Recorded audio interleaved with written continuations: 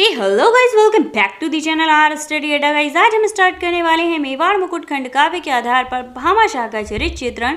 तो गाइस इस क्वेश्चन को कई तरीकों से पूछा जाता है। एग्जामिनर घुमा घुमा कर क्वेश्चन पूछता है ताकि आप कंफ्यूज हो जाएं। तो फटाफट से देख लीजिए ये क्वेश्चन इन तरीकों से आपसे पूछा जा सकता है। जैसे भामाशाह का चरित्र आज के अर्ध प्रधान युग में प्रासंगिक और अनुकरणीय होने के कारण अपना एक विशिष्ट महत्व रखता है। मेवाड़ मुकुट के आधार पर स्पष्ट कीजिए। ठीक है, वहीं पर मेवाड़ मुकुट के आधार पर भामाशाह की देशभक्ति तथा त्याग की भावना पर प्रकाश डालिए। साथ ही पूछ लिया जाएगा कि भामाशाह की कोई 3 विशेषताएं बताइए।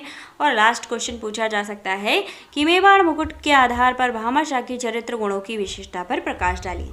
क्वेश्चन मिलते जुलते ही हैं।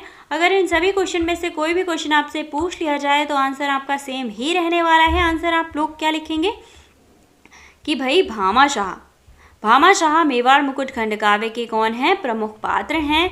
वे मेवाड़ केसरी महाराणा प्रताप को ऐसे समय में सहायता करते हैं जब वे बिल्कुल असहाय और निराश हो चुके थे। उनका चरित्र त्याग का आदर्श का चरित्र है।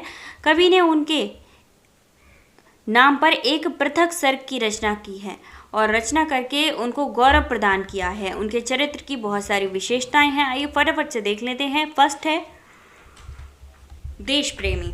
तो भाई हमारे जो भामाशाह थे, महाराणा प्रताप थे, ये सभी कौन थे? देश प्रेमी थे। स्वदेश प्रेम की भावना से ही प्रेरित होकर वे महाराणा प्रताप को सैन्य संगठन के लिए अपनी सारी संपत्ति देने को राजी हो जाते हैं। और क्या कहते हैं? यदि स्वदेश के मुक्ति यज्ञ में यह आहुति दे पाऊं, पितरों सहित देव निश्चय ही मैं कृतज्ञ हो जाऊं। ठीक है, ये वाली लाइन ज़रूर याद कर लीजिएगा। इससे होता क्या है, एग्जामिनर आपको अच्छे मार्क्स देता है अगर आप ये लाइनें हेड मतलब कलरफुल पेन से लिख देते हैं तो। नेक्स्ट है महान त्यागी। तो भामाशाह त्याग अनुपम का आदर्श थे। ठीक है, त्याग का एक आदर्श थे। उनसे हम सीख सकते हैं कि हम त्याग कैसे कर सकते हैं। अपने पितामह और पिता के द्वारा संचित सारे लक्ष्य, मुद्राएं, सारी संपत्ति, सबको महाराणा प्रताप के चरणों में वो रख देते हैं। अगर आपने नोटिस किया हो तो देश प्रेमी और महान त्यागी दोनों में ही सेम ही लाइन दी गई है कि भाई उन्होंने अपनी संपत्ति किसको दे दी? महाराणा जी को दे दी। अब इसके लिए आपको एक लाइन हाईलाइट की गई है। फॉर एग्जाम्पल,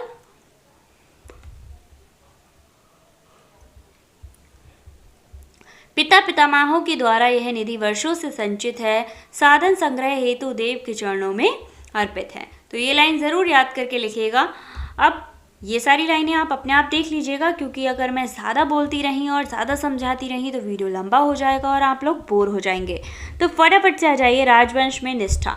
भामाशाह की राजवंश में निष्ठा थी। वे राणा प्रताप से कहते थे कि हमने सारी संपदा राजवंश से ही प्राप्त की है। राजवंश के ही प्रसाद से श्री संपन्न बने हैं हम। वे अपने आपको राज्य का सेवक और सारी संपदा को राज्य का ही मानते हैं। इस संपदा का उपयोग राज्य की रक्षा के लिए किया जाना उचित ठहराते हैं। वो कहते हैं भाई जितनी भी संपत्ति आपने ही दी है, अब आप ही इससे जनता की सेवा कीजिए। उसके बाद आता है तर्कशील भामाशाह। उत्कृष्ट तार्किक व्यक्ति थे। उनमें बुद्धि और तर्क में मणिक कंचन योग था। प्रताप द्वारा धन अस्वीकार करने पर वे स्पष्ट तर्क देते हुए कहते हैं, देश हित में त्याग और बलिदान का अधिकार केवल राजवंश को ही नहीं है, वरना यह प्रत्येक नागरिक का कर्तव्य होता है कि वह देश के लिए अपना सब कुछ न्यौछावर कर दे। वो उनको ललकारना शुरू कर देते हैं। जब राजा उनसे उनकी संपत्ति नहीं लेता है तो कहते हैं क्या केवल आपका ही अधिकार है सब कुछ देने का, मेरा कोई अधिकार नहीं है। ऐसा कहने से क्या होगा? महाराणा सारी संपत्ति ले लेंगे। यहाँ जो कुछ जिस किसी के लिए पास है वो सब कुछ किसका है? स्वदेश का है, यानी देश का है। उसके लिए वो एक लाइन बोलते हैं, उसके ऋण में उऋण करे जो वो धन देव कहाँ है, तन मन धन जीवन सब उसका, अपना कुछ यहाँ कहाँ है। इसके बाद आता है विनयशील भामाशाह जो थे वो अत्यंत विनम्र थे। वे अपने पूर्वजों के द्वारा संचित निधि को बड़े ही विनय से राणा के चरणों में अर्पित कर देते हैं। इसमें एक लाइन दी गई है, वह अधिकार देव सबका है, यह कर्तव्य सभी का है, सबको आज चुकाना है ऋण मेवाड़ी माटी का। तो हमारे जो भामाशाह थे वो राणा प्रताप को देव और अपने आप को उनका सेवक बताते हुए उस संपदा को स्वीकार करने से मना कर देते हैं। तो गाइस अगर आपने मेवाड़ मुकुट खंड काव्य का कथा वस्तु या फिर कथा सार का वीडियो देखा है मेरा, तो आपको ये सारी चीज़ें बड़ी ही आसानी से समझ में आ गई होंगी, क्योंकि उसमें एक शॉर्ट स्टोरी दे दी जाती है पूरे चैप्टर की या फिर पूरी स्टोरी की। अगर नहीं देखा है तो फटाफट से आप मेरे डिस्क्रिप्शन में जाइए, वहाँ पर प्लेलिस्ट लिंक मेंशन है, वहाँ जाकर आप सारे वीडियोस को देख पाएंगे। नेक्स्ट चलते हैं उत्साही एंड प्रेरक। तो भामाशाह एक उत्साही व्यक्ति थे। प्रथम मिलन से ही वे राणा प्रताप का उत्साह बढ़ाते थे तथा उनके मेवाड़ की रक्षा हेतु प्रेरित भी करते थे।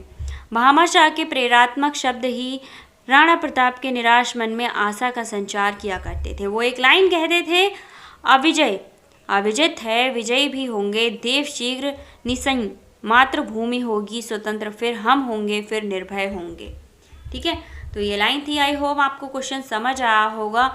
निष्कर्ष रूप ये निकलता है या निष्कर्ष रूप से ये कहा जा सकता है कि भामाशाह को देश प्रेम और त्याग अनुपम लगा।